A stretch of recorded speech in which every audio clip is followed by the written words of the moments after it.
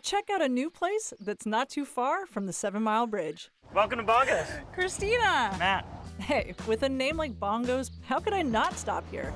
Located on Grassy Key, Bongo's takes locally sourced to another level. It's basically a cafe sitting in the middle of its own food garden. Just about everything here has been locally sourced, but these plantains are one of my favorite things, and everything is actually grown here. So we also actually keep bees on site. So what you're getting in here is a sweet fried plantain with a hot pepper jelly reduced in local Grassy Key honey. And those are growing right here on the property? Right here on the property. You have something really special here. We wanted something that was truly going to be fresh, local, really unique flavors, and more so than anything sustainable. I know from living here that gardens in the Florida Keys take a lot of work to grow. So it's pretty impressive Bongo's has so much on their menu that's grown right here.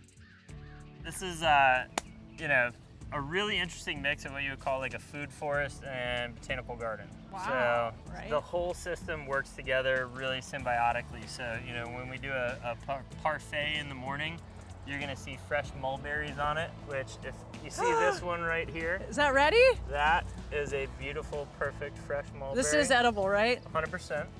All right, that was incredible. But Jamaican cherry, they also call it Montinja or the strawberry tree. This doesn't have seeds in it, but it's got lots of little seeds. It's kind of like almost like a grainy texture. Never had anything like that before. Yeah, so a lot of the stuff that we have, your first time trying it is going to be weird because it's really hard to relate it to something that you actually know or have experienced before. So I love new experiences and new foods, man. So this is where I would love to be. This is perfect for me. Now that I've seen where it comes from, I get why the food is so good here.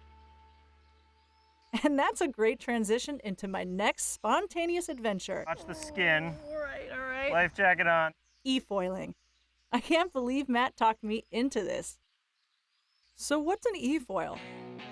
Well, it's basically an electric surfboard with a hydrofoil wing under it. In theory, the board lifts up off the water when you get to a certain speed. Very weird feeling to be on a surfboard without any surf around, but I'm slowly getting the hang of it. Very slowly. This definitely takes a little time to get used to. But finally, it all clicked, and bam! I was up! Well, success. Very impressed. Woo!